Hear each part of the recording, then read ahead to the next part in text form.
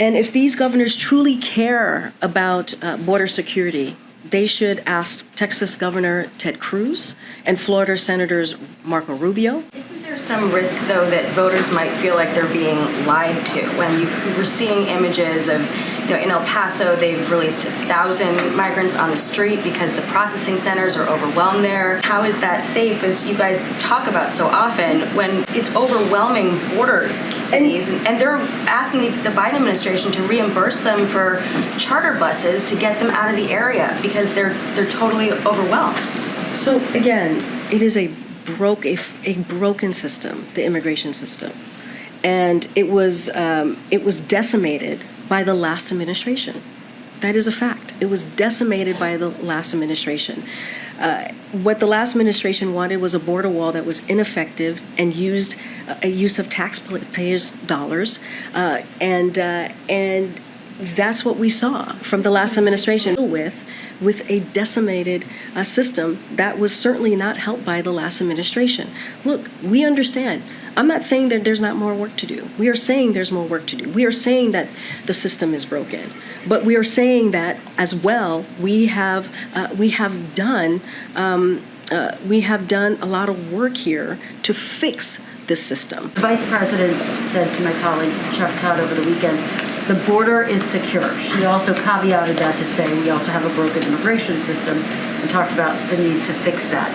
But does the White House stand by those comments that the border is secure? We're going to have 2 million people cross this border for the first time ever. You're confident this border is secure? We have a secure border.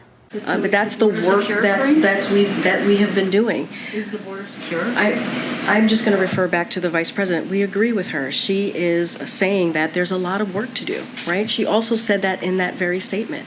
We agree that the border is secure, but there is still more work to be done. But I guess the question becomes how you can make that argument when all DHS has said it's bracing for these potentially 2 million migrants to come. So, record in the coming months. We'll say this, rebuilding the immigration system, especially one that was decimated under the previous administration, won't happen overnight. Do you have a message for the migrants, though, who are saying that the border is open? I mean, today we talked to a few who arrived in D.C. They said that the border is open. We know it's open because we come, we enter, no problem.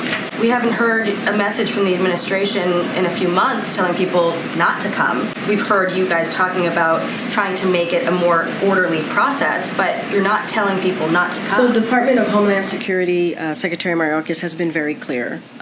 He was on TV recently talking about this, talking about the work that they do. And so I will leave it to the Department of Homeland Security to speak to that specifically. We are trying to fix a system that was decimated by the last administration. Busing aside, how do you explain this influx? Well, again, we understand that we have work to do. We understand that, and we have been doing the work to do that.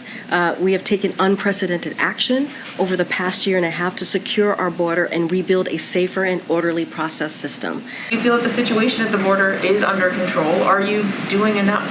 So what we have been doing is doing the work that wasn't done by the last administration.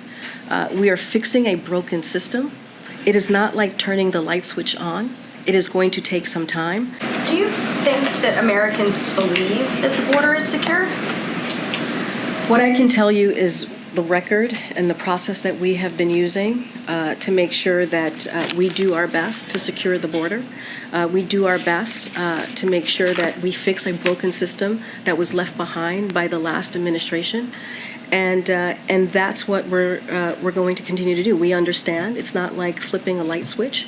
This does not happen overnight. This is an immigration system that is fundamentally broken, and it's going to take some time. Is there anything that the administration can do to prevent the governors of Florida or Texas or any other state from sending buses of migrants to the states of their choice? I think for us, how do we stop this? We call this out. We call this out and we call it what it is. It is a political stunt that we're seeing from these Republican governors. That is what is happening. And other Republicans should call this out as well. And we should call this out. So you can highlight it, but there really aren't any political levers to prevent it at this time? Again, it's a political stunt that Republican governors are using. And